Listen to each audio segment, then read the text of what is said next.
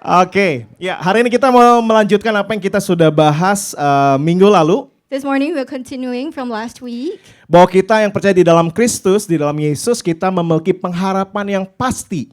For those of you who are in Jesus, for those of us who are in Jesus, we have a definite hope, a hope that is sure and certain. Dan tentunya pengharapan itu adalah merupakan berkat rohani yang kita miliki di dalam Kristus. And that hope encompasses the spiritual blessings that all of us have in Christ Jesus. Oke, mari kita sama-sama akan baca di dalam Efesus 1 ayat 3 sampai yang ke-6 terlebih dahulu. Nanti yang orang Indonesia baca bersama dengan saya. Kemudian nanti dilanjutkan Ibu Hosana akan membaca bersama-sama dengan Anda yang berbahasa Inggris. Ephesians 1, 3-6, the local people who know Indonesian can read the Pastor Emmanuel. The foreigners, you can read with me, yay. Oke, yang orang Indonesia dulu ya, barengan ya. Oke, 1, 2, 3.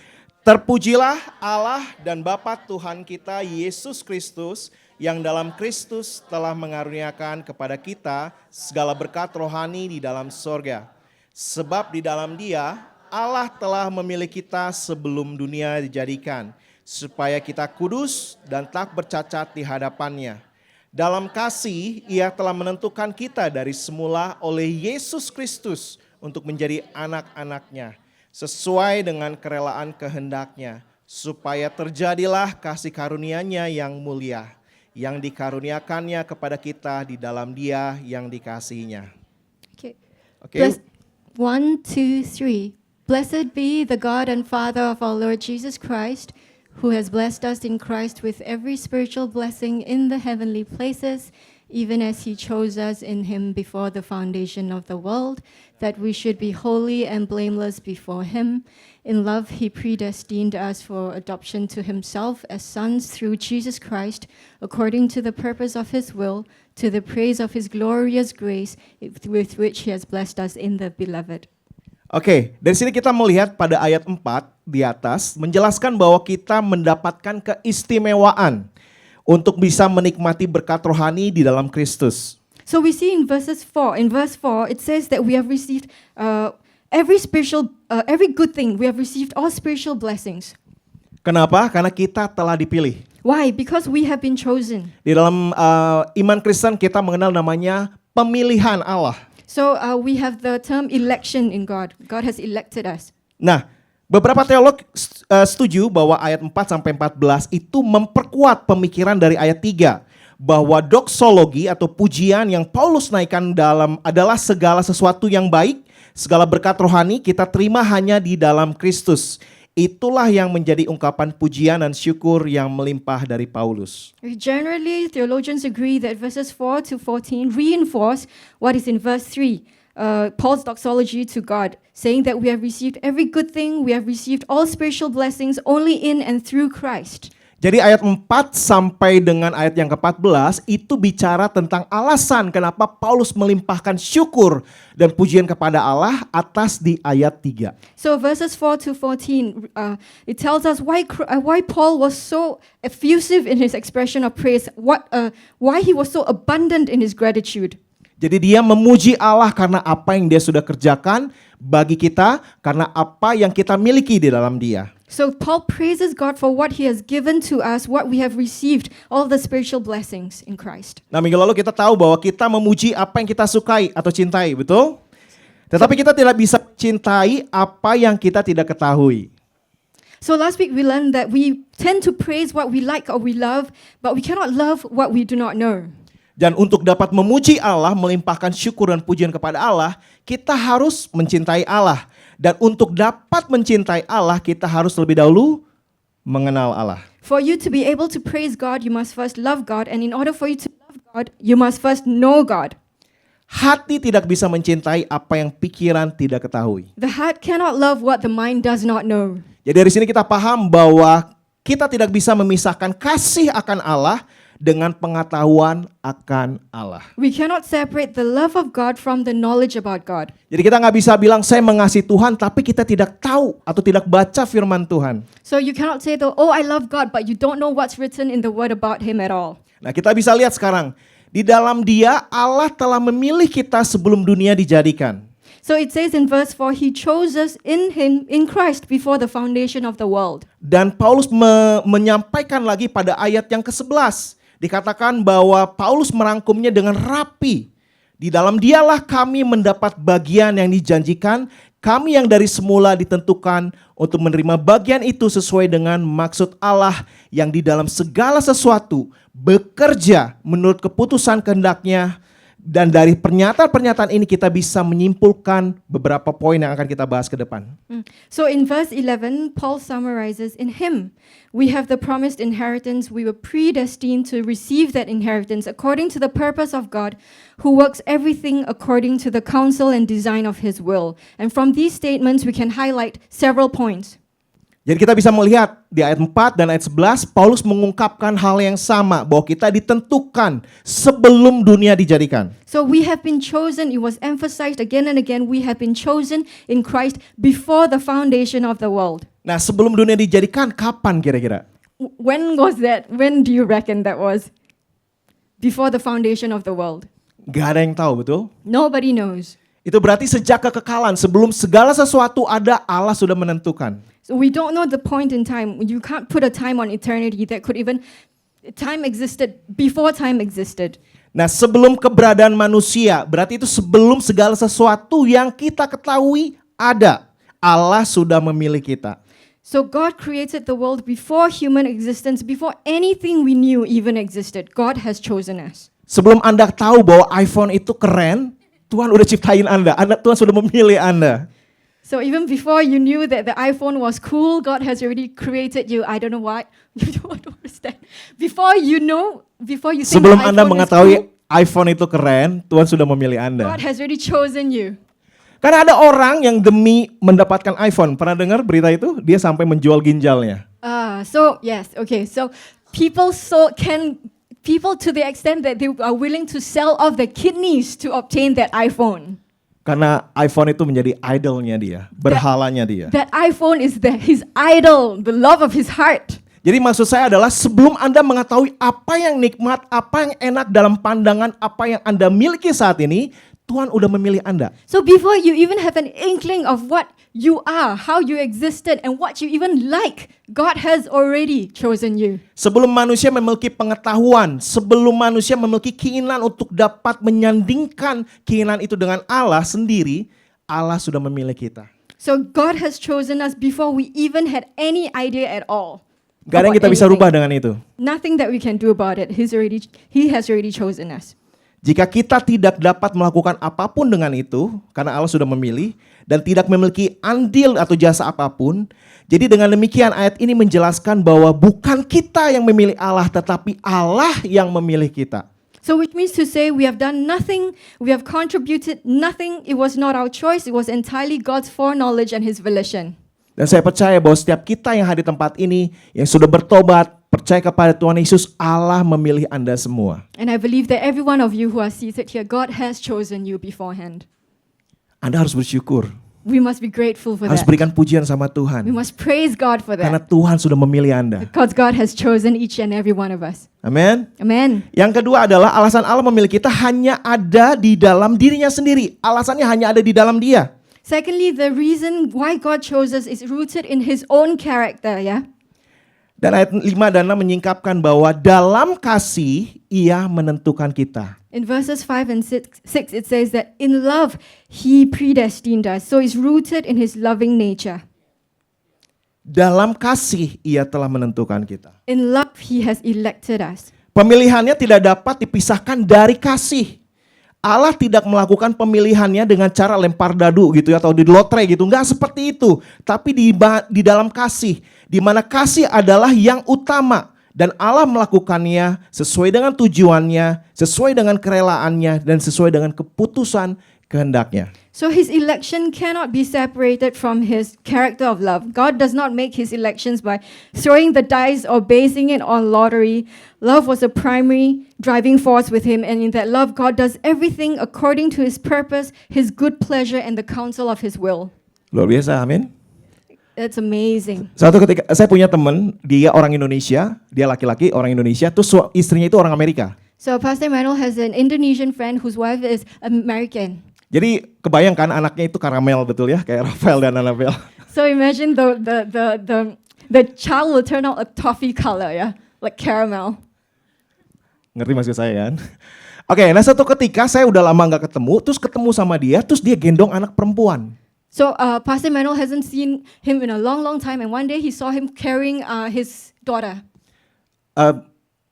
Yang saya tahu terakhir itu anaknya itu memang karamel gitu, laki-laki. Tapi ini dia gendong perempuan dan bukan karamel, tanda So- kutip ya. The last that Pastor Emmanuel knew that he had a son, but he didn't know about the daughter. Cuman saya agak sungkan nanya, itu anak siapa gitu ya. Karena memang digendong seperti dicium gitu ya, di main bareng seperti anaknya sendiri. So Pastor Emmanuel was a bit wondering in his mind, whose kid is that? Should I ask? Should I not ask? Because the child is of a toffee color. Jadi agak canggung. So it was a bit awkward for Pastor Emmanuel. Nah sampai akhirnya dia cerita So in the end, the friend told him, bahwa dia sama istrinya sepakat untuk mengadopsi anak itu. so it was an adopted child, yeah? So it wasn't a biological child. Nah dari situ saya cuma nangkep, yang mereka lihat bukan penampilan fisiknya. So what they were looking at was not the physical appearance, yeah, the color of the child, Bukan warna kulit dan wajahnya. not the color of the skin or his face, her face. Namun yang dia cerita adalah kasih yang Tuhan taruh di dalam hati mereka sehingga akhirnya mereka memilih anak itu untuk diadopsi. But they adopted the child because they felt God's love in their hearts towards her. Nah kalau manusia bisa memilih seperti itu apalagi Tuhan. Dia menentukan dan memilih itu berdasarkan kasih. And we as sinful parents, we know how to do that, how to adopt other people's children even though they are not our own. Imagine God who is the perfect father. Kita nggak bisa berdebat sama Tuhan. Tuhan kenapa sih saya? Tuhan nggak usah kasihin saya, nggak usah mengasihi saya deh. Nggak bisa. So you say to God, God, why did you choose me? You don't have to love me. Please don't love me. No, you can't do that. Karena Tuhan mengasihi Anda dengan kedaulatannya, dengan pemilihannya, dia mengasihi Anda. So God chose to love you and to save you sovereignly in his sovereign will. Oke, yang selanjutnya kita bisa lihat bahwa pilihan ini dibuat di dalam dia. Dipertegas yaitu di dalam Kristus. Thirdly, the choice was made in him, that is in Jesus. Kita tahu bahwa segala sesuatu tercipta di dalam Yesus. Everything, every single thing is created in Christ. Setiap kali kita lihat di dalam Alkitab Tuhan bilang, maka berfirmanlah Allah. Every time it says, thus saith the Lord. Ketika Allah bilang berfirman, maka sesuatu terjadi. And when God says something, then something will happen. Bahkan Something will take place. Yohanes menjelaskan, pada mulanya adalah firman. Firman itu bersama-sama dengan Allah. Dan firman itu adalah Allah. So in John 1:1 it says, in the beginning was the Word was with God, and the Word was God. Jadi kita dipilih di dalam Kristus. We have been chosen in Christ, in Him, Di dalam Kristus. in Him. Nah, tujuan Allah memilih kita apa sih? What's the purpose of God choosing us?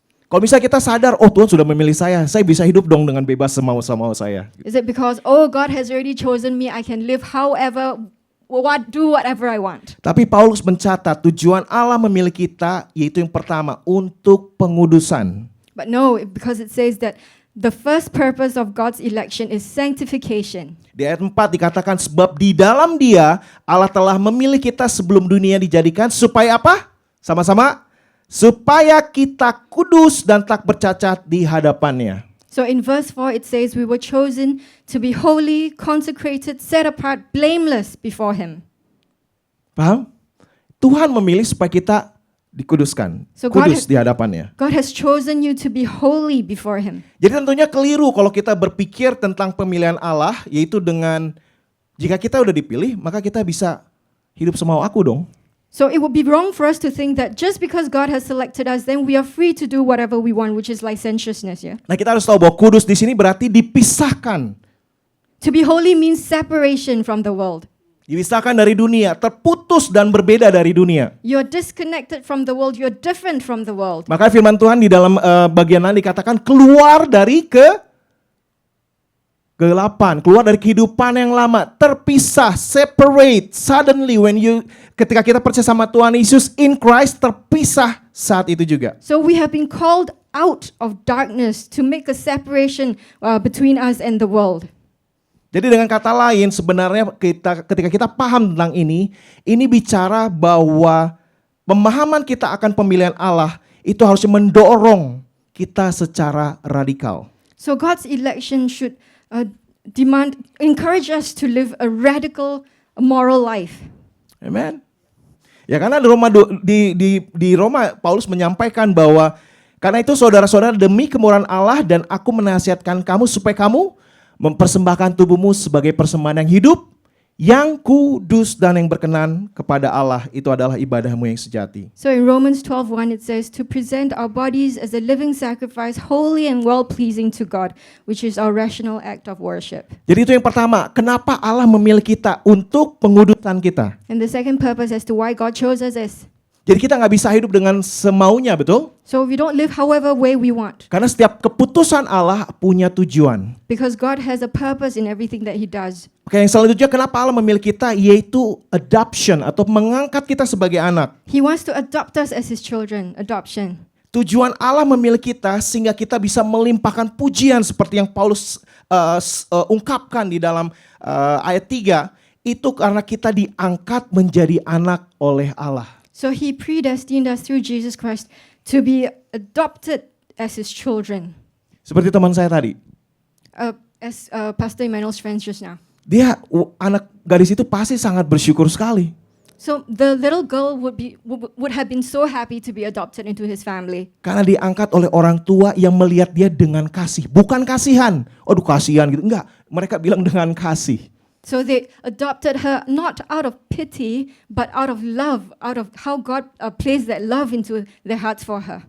Nah, sama dengan kita. Seharusnya kita bersyukur karena kita diangkat menjadi anak oleh Allah. And we should also be overflowing with thanksgiving and gratefulness that we have been adopted as Christ's children. Ayat 5 dikatakan dalam kasih ia telah menentukan kita dari semula oleh Yesus Kristus untuk menjadi anak-anaknya sesuai dengan kerelaan kehendaknya. So in verse 5, in love He predestined us for adoption to Himself as sons through Jesus Christ. Namun fakta yang menakjubkan adalah kata yang Yesus gunakan untuk Bapa bukanlah kata formal. Tahu ya, di Indonesia mungkin nggak terlalu bisa jelas ya, tapi dikatakan kata Bapa ini bukan kata yang formal. And the word that Jesus used for father was not a formal word, yeah? Melainkan kata dalam bahasa Aram yang umumnya digunakan seorang anak untuk memanggil ayahnya, yaitu Abba. So it is the Aramaic word a child commonly uses to address his father, Abba, Atau di Arab itu Abi. Abi, which is probably equal to daddy or dada. Abi is mean Abba. Non-formal. Yeah, non-formal, something intimate, something. Nah di Indonesia mungkin nggak terlalu jelas ya. So Tapi bisa bayangkan gini. Waktu kita manggil seorang pria, begitu kan pasti misal presiden terpilih lah. Kita panggil apa? Bapak presiden terpilih. Bapak Prabowo, betul? Betul ya? Oke. So in Indonesian, the word bapak, you could use it both formally or informally. But you don't, okay. For bapak, you could call bapak. Ya, misalnya kita untuk bisa membedakan antara formal dan non-formal, ketika kita memanggil orang yang kita hormati itu dengan sebut bapak. So we, towards people that we respect, we call them bapak. Tapi kita nggak bilang kan, misalnya siapa yang manggil orang tuanya papi? Ada? But there are people who Nggak ada? call Oh, papa is father, papi, you call your dad Oke, Christine manggil ayahnya papi ya. papi. Oke, siapa? Ada yang lagi? Papi atau papah? Papi, papa. Papah ya. Oke, tapi kita nggak manggil kan papah Prabowo gitu nggak kan? Betul nggak? Kita nggak manggil papa atau papi Prabowo enggak kan? Karena papa atau papi itu adalah non formal yang kita ungkapkan kepada orang tua kita. Itu maksud saya. So we don't go around calling Prabowo, papi Prabowo or daddy Prabowo because he is we should use the formal word bapak, ya. Ya, bapak. Betul. Walaupun saya tahu bahwa di Indonesia ada panggil ayahnya juga dengan bapak begitu ya. Tapi ini yang untuk bisa membedakan. Karena ini bahasa Aram yang Yesus gunakan itu Abba. So if you go around calling your dad father, it's different than when you go around calling him daddy. So it means like there's a different kind of relationship. Ya, jadi ini untuk menunjukkan satu kedekatan yang intim, relasi yang dekat antara anak dan bapak. So it's like closeness and intimacy between the father and the child. Saya tahu bahwa mungkin dari beberapa kita nggak punya hubungan yang baik dengan bapak kita, atau bahkan mungkin kita benci, tapi Tuhan bilang, I'm your father. Tuhan bilang, saya adalah bapakmu. So maybe among us here, there are people whose relationship with their dads is not so good, but God the Father says, I am your Abba. Come to me, I am your Abba. Dan di dalam dia adalah kasih yang sepenuhnya, yang seutuhnya. And in him there is complete love, there is full love that can fill you up. Saya senang dengan Yohanes 1 ayat 12 katakan, tetapi semua orang yang menerimanya diberi kuasa supaya menjadi anak-anak Allah. So in John 1:12 it says, if we receive and welcome him and believe in his name, then he gives us the right, the privilege, the authority to become his children. Yaitu mereka yang percaya dalam namanya. If you believe in him. Jadi tujuan pemilihan Allah adalah untuk hubungan keintiman dengan kita, dan kita bisa menyebutnya dia Bapa, dan dia memanggil kita sebagai anak. So the purpose of God's choice, his adoption, he wants an intimate relationship with you. He wants a close relationship with you as children of God. Dan selanjutnya adalah tentang pujian atau praise. And the third purpose that God intends for us is to praise him. Adalah untuk tujuan Allah memilih kita adalah untuk memberikan pujian. Dikatakan untuk memuji kasih karunia-Nya yang mulia yang dikaruniakan kepada kita di dalam Dia yang dikasihnya, pada ayat 6. So in verse 6 we are to praise him for his glorious grace and favor which he bestowed on us. Jadi kasih karunia ini, kasih karunia yang mulia adalah kekayaan yang tidak layak kita terima, yang menjadi milik kita di dalam Kristus. Kita nggak layak menerimanya, tapi Tuhan berikan. His glorious grace is the undeserved riches that are ours in Christ. We don't deserve it. Dan apa yang disampaikan oleh Paulus ini menekankan kepada kelimpahan. Kasihnya itu melimpah, berluah-luah kepada kita. So the emphasis here is on the abundance of that grace, the abundance, it overflows, it outpours. Secara harfiah berarti dianugerahkan. It's been graced to us. Yang terus-menerus melimpah. So it continues to abound, it's been lavished on us. Dari sini kita mengenal tentang from grace to grace. Dari kasih karunia ke kasih karunia. From grace to grace. Jadi waktu nanti worship leader nyanyi grace to grace, kita bisa nangkap, oh iya, kasih Tuhan tuh melimpah, semakin dilimpahkan kepada kita. So God's grace is super abundant, it's always abounding, it's grace upon grace, grace to grace. Paham? Jadi kita bisa memuji Allah karena kasihnya yang berlimpah dalam kehidupan kita. So we praise God, we are able to praise God whenever we think about this grace. Jadi cara hidup kita nggak lagi mengasihani diri, Tuhan masalah saya besar, dan lain sebagainya. Enggak kayak gitu, tapi kita berikan pujian. Karena tujuan hidup kita adalah memuji dan memuliakan Allah. So our attitude is to praise God, to worship God, not to have pity parties on ourselves. God, my problem is so big. No, God is bigger. Saya mau bilang ini, kalau perkara kehidupan nanti Tuhan peduli, saya mau bilang, Tuhan pasti peduli dengan perkara yang sekarang. Apa yang jasmani kita butuhkan, betul? So if God has already prepared a place for you in heaven, up there, He would have already provided everything for you in order to reach that heaven. Seringkali kita sebagai manusia hanya perlu dengan apa yang saat ini kita butuhkan, apa yang terlihat, apa yang kita ingin rasakan, tapi kita nggak peduli dengan kehidupan kita nantinya. So as a human, sometimes we are so focused on temporal things, the things that we need for now, the money that we need for today, but we forget about our tomorrow, which is our future, our glorious heavenly future. Dan ketika waktunya habis, nggak ada yang kita bisa lakukan. So, and when the time is up for us to die or for us to go up to heaven, we regret because there's no more time. Jadi kita bersyukur, kita harus menaikkan pujian karena Tuhan memilih kita. So we have to praise Him because He has chosen us. Oke, selanjutnya kita akan baca sama-sama pada ayat 7 sampai 10. Saya baca dalam bahasa Indonesia, nanti Ibu Hosana akan pimpin di dalam bahasa Inggris.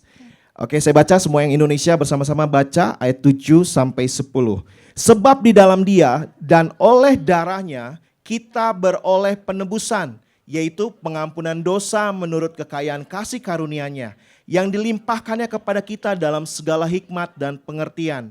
Sebab Ia telah menyatakan rahasia kehendak-Nya kepada kita sesuai dengan rencana kerelaannya, yaitu rencana kerelaan yang dari semula telah ditetapkannya di dalam Kristus, sebagai persiapan kegenapan waktu untuk mempersatukan di dalam Kristus sebagai kepala segala sesuatu, baik yang di sorga maupun yang di bumi.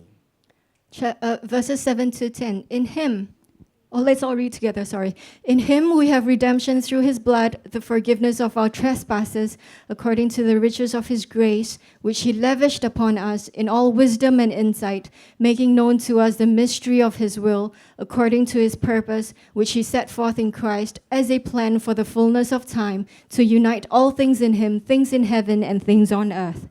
Nah, kita kalau masih ingat, beberapa Anda yang mungkin sudah percaya sama Tuhan Yesus, di Roma Paulus menegaskan di sini bahwa atau sebelumnya kita bisa melihat bahwa Paulus dalam ayat yang tadi kita sudah baca, Paulus menjelaskan secara gamblang tentang fakta penebusan, bahwa sebab di dalam dia dan oleh darahnya kita beroleh penebusan.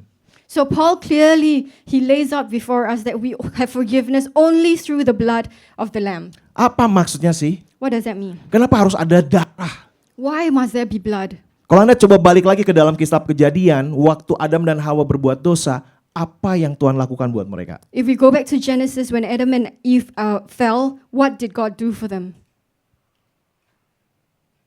Pertama yang Tuhan lakukan buat manusia, What did God do for them when Adam and Eve chose to sin? Dia nggak menghukum manusia, tapi menutupi kemaluannya. God did not punish the human beings, but he covered our shame Dengan kulit binatang, itu yang Alkitab katakan. with the skins of animals Itu killed. bicara tentang apa? Pengorbanan. So it was talking about sacrifice. Darah yang harus dicurahkan untuk perbuatan dosa yang manusia lakukan. Without the shedding of blood, there is no remission of sins. Nah, apa yang Paulus coba sampaikan ini diperjelas juga di dalam Roma. So in Romans chapter 3, it says, Iya, dikatakan bahwa semua orang telah berbuat dosa, semua. For all have sinned and fall short of the glory of God. Semua sudah berbuat dosa. All of us, we have sinned. Dikatakan di Roma 6 ayat 23, sebab upah dosa ialah maut. The wages of sin is death. Anda suka atau tidak suka, that's what the Bible say. Itu yang Alkitab katakan. Whether you like it or not, that is in the Bible. Makanya saya setuju dengan satu pengertian gini, bahwa manusia masuk neraka atau masuk neraka bukan karena tidak percaya kepada Yesus. So Pastor Matt, Hati-hati ya, this is something that you need to know. Ini sesuatu yang kita perlu ketahui, bahwa manusia masuk neraka bukan karena tidak percaya sama Yesus. humans go to hell not because they refuse to believe in Jesus, Tapi karena dosanya. but because of their sin. Nah, Yesus adalah solusinya. And Jesus is the ticket out of this eternal Seringkali death. kita nggak melihat Yesus is the answer atau solusi atau jawaban yang dibutuhkan oleh dunia. Many times we don't see Jesus as the solution or the answer to this problem. Sehingga kira ketika saya ngalamin dalam masa awal-awal pertumbuhan rohani saya menginjilin orang dengan menakut-nakuti. Kalau kamu nggak percaya sama Tuhan Yesus, masuk neraka loh. Orang bisa akhirnya tergoyah bukan karena memang kenal Yesus, tapi karena takut. So people, when they are evangelized through fear, then emphasizing that they will go to hell, people will usually choose Christ because of fear. Jadi mereka nggak mengasihi Yesus, nggak mau kenal dengan Yesus karena Yesus itu menakutkan. They chose Jesus because they didn't want to go to heaven. It was fire insurance, yeah. So therefore they didn't love Jesus. They didn't appreciate what he did for them. Mereka mensalah artikan tentang iman Kristen. So they misunderstood Jesus, they misunderstood faith. Nah, dari sini kita bisa melihat bahwa Yesus adalah solusinya. Yesus adalah jawaban bagi dunia. So Jesus is the only solution for the world. Maka dibilang, I'm the way, the truth, and the life. Saya adalah jalan, kebenaran, dan hidup. I'm the way, the truth, and the life, Jesus says. Gak ada satu orang pun di muka dunia ini yang pernah hidup dan mengatakan saya.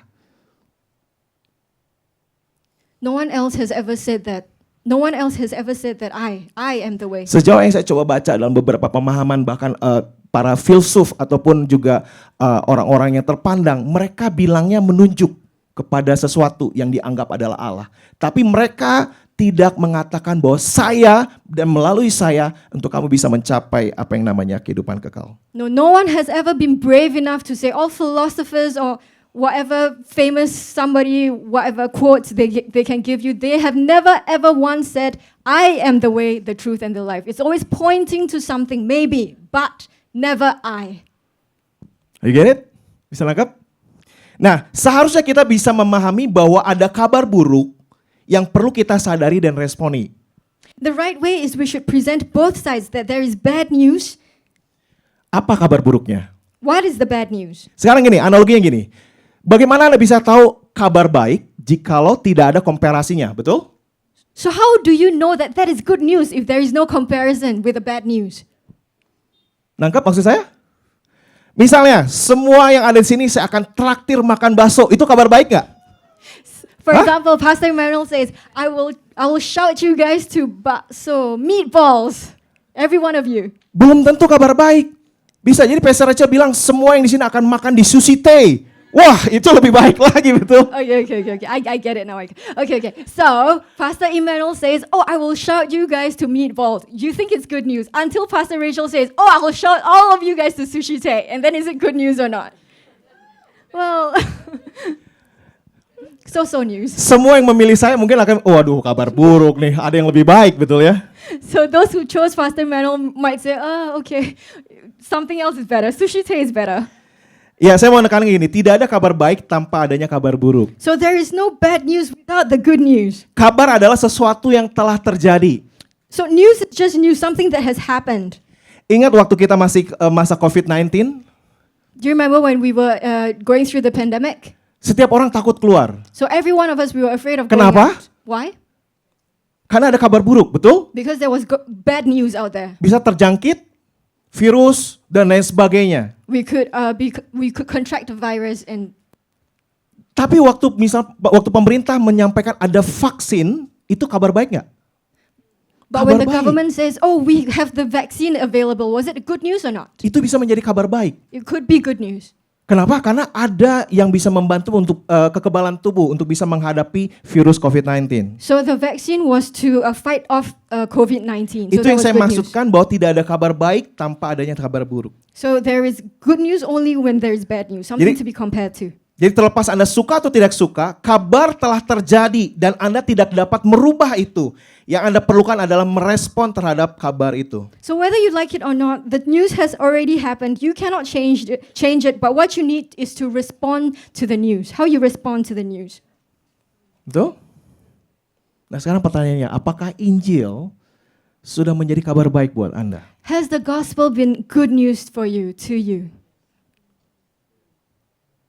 Apakah Injil sudah menjadi kabar baik buat Anda? Is the gospel, the good news of Jesus, good news to you? Atau kalau misalnya Anda belum merasa bahwa Injil belum sepenuhnya menjadi kabar baik bagi saya, berarti yang Anda harus perlu lakukan adalah minta hikmatnya Tuhan. Belajar untuk Anda bisa memahami akan dalamnya pemahaman tentang kasih Allah yang luar biasa bagi kita. If the gospel is just meh, then maybe we need to spend more time to study God's wisdom. Apa yang kita yakini itu yang akan menjadi kekuatan kita untuk bisa menjalani kehidupan. So we can get this strength only because we are sure about it, we are certain about it. Kalau kita nggak yakin Tuhan itu baik, Tuhan itu makasih, kita nggak mampu menjalani hidup dengan meyakini Tuhan baik. If we are unsure about God's goodness, then we're just going to walk through life thinking that He doesn't care. Kita nggak punya kepercayaan diri untuk bisa membagi sama teman, Tuhan baik, nggak bisa. Karena kita masih ragu, dia baik atau enggak. We won't have the confidence, we won't have the strength or the faith to say to our friends, hey, Jesus is good, because we ourselves, we don't believe it. Tapi hari ini saya mau ajak kita semua tahu bahwa kita memiliki redemption, penebusan di dalam Kristus. Next in line is redemption. Dan ini adalah kabar baik. And this is good news. Bagi saya pribadi, this is my confidence in Christ. For Pastor Ini Manuel, adalah percaya diri saya di dalam Kristus. this is our confidence in Christ. This is the good news in Christ. Dunia boleh merendahkan saya atau lain sebagainya, tapi my confidence in Him. So the world may look down on me or look down on us, but our confidence is always in Jesus. Nah, saya mau ajak kita semua sadar itu, bahwa percaya diri kita tuh pada apa yang Yesus sudah lakukan, penebusan yang Dia lakukan, pemilihan yang Dia lakukan. So our confidence should always be based on what Jesus has done, His sacrifice, His redemption, His forgiveness. Selanjutnya adalah pengampunan Tuhan. Also the forgiveness of our sins. Kasih karunia Tuhan. It's His grace. Saya mau ajak kita semua bisa melihat di bagian yang akhir. Saya akan baca di dalam ayat 11 sampai dengan ayat 14. Verses 11 to 14. Saya akan baca dalam bahasa Indonesia, semua orang Indonesia bisa baca bersama-sama dengan saya. 1, 2, 3. Aku katakan di dalam Kristus, karena di dalam Dialah kami mendapat bagian yang dijanjikan. Kami yang dari semula ditentukan untuk menerima bagian itu sesuai dengan maksud Allah, yang dalam segala sesuatu bekerja menurut keputusan kehendak-Nya. Supaya kami yang sebelumnya telah menaruh harapan pada Kristus, boleh menjadi puji-pujian bagi kemuliaan-Nya. Di dalam Dia kamu juga, karena kamu telah mendengar firman kebenaran, yaitu Injil keselamatanmu. Di dalam Dia kamu juga ketika kamu percaya dimeteraikan dengan Roh Kudus yang dijanjikannya itu. Dan Roh Kudus itu adalah jaminan bagian kita sampai kita memperoleh seluruhnya, yaitu penebusan yang menjadikan kita milik Allah untuk memuji kemuliaan-Nya. Verses 11 to 14, read together with me. In Him we have obtained an inheritance, having been predestined according to the purpose of Him who works all things according to the counsel of His will, so that we who were the first to hope in Christ might be to the praise of His glory. In Him you also, when you heard the word of truth, the gospel of your salvation, and believed in Him, were sealed with the promised Holy Spirit, who is the guarantee of our inheritance until we acquire possession of it, to the praise of His glory. Kalau kita lihat, dikatakan di dalam Dia, di dalam Kristus, di dalam Dialah. Paul is always repeating, in Him, in Christ. So our life is not talk about us. And always us, what I want. Enggak, in Him, because of Him and Him. So take your eyes off yourself, me, myself, and I, but focus on Him, in Christ, Him. Jadi bagi saya gini, yes, life is hard. Iya betul, hidup itu susah. Tapi bukan itu yang Tuhan mau. He knows you better. Dia tahu segala hal yang Anda alami dalam kehidupannya. Yang Dia mau adalah in Him. Di dalam Dia. Itu yang Anda harus pahami. Di dalam Dia. Yes, life may be hard, but that shouldn't be what you're focusing on. God already knows every trouble that you're going to face, every persecution you're going to face. So you should focus on Him. Be God-centric. Betul? Jadi saya mau ajak kita pada pagi hari ini, apa yang Paulus sempat sampaikan adalah transformasi yang radikal. So Christ wants us to have a radical transformation. Ini yang disebut dengan shifting your mind, metanoia, pemahaman yang baru, perubahan, pertobatan. That is metanoia,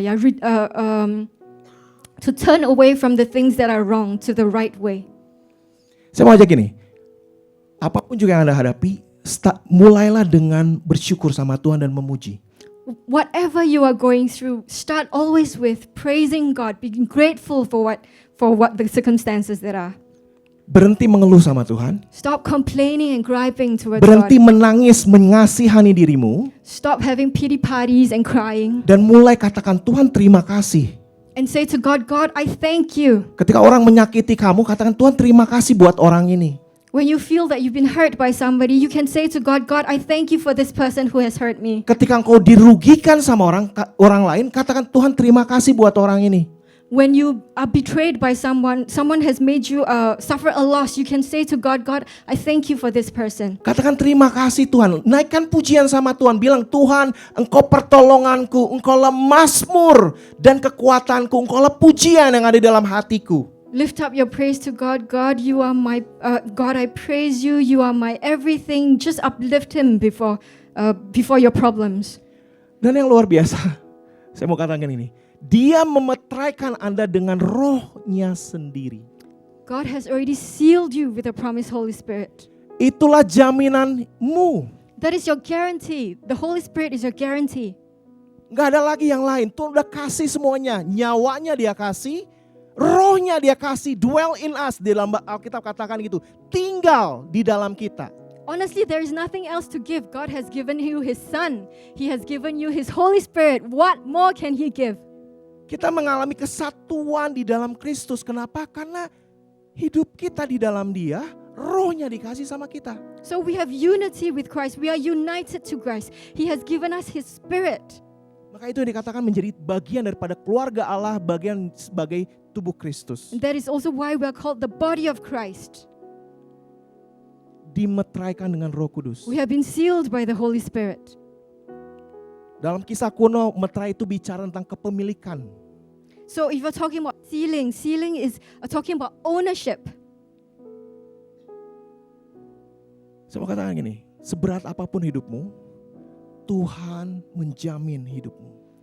So however heavy your circumstances is in life, God is in control. God has you. Karena dia memeteraikan kau dengan rohnya. He has placed a seal of the Holy Spirit upon you. Dan apa yang dikatakan di dalam Paulus ini, tujuan Allah atas itu semua adalah untuk kehidupan kita menjadi puji-pujian bagi kemuliaannya dan untuk memuji kemuliaannya.